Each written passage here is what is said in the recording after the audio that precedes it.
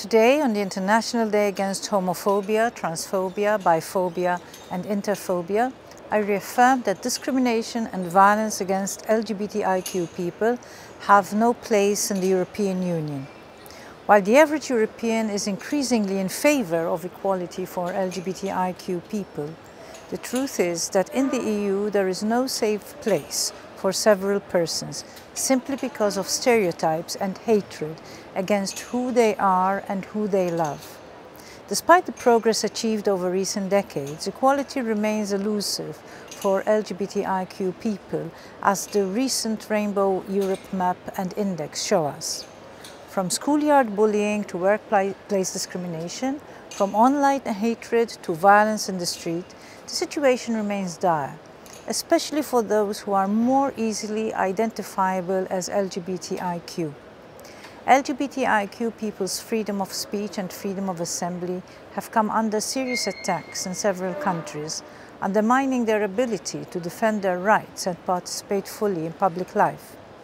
LGBTIQ human rights defenders are subject to various kinds of intimidation, and in a context of anti-LGBTIQ policies, members of the LGBTIQ community are at a heightened risk of being the targets of discrimination and violence. This is, of course, unacceptable.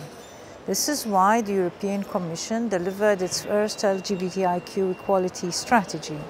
It is also why I call for national LGBTIQ equality strategies in all European Union countries to complement and enhance EU action, especially in those areas where the EU has limited competence. The European Commission supported the European Parliament's vote to declare all of the EU territory as one large LGBTIQ freedom zone. All government, regional authorities and local councils must consider proactive measures in a process towards becoming LGBTIQ freedom zones, where everyone is free to be themselves and love who they want. This year's IDAHOT is taking place in particular times. As Russia's invasion of Ukraine returned war to Europe, we are marking this day in a spirit of enhanced solidarity. In armed conflicts, LGBTIQ people are subject to heightened risks, including during evacuation.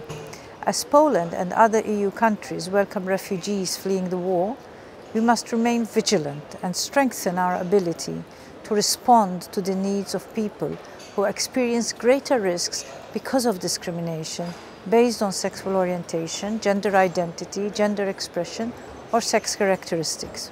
We owe it to the LGBTIQ community and other marginalized minorities to do our utmost to build a union of equality where everyone is safe, free, and welcome.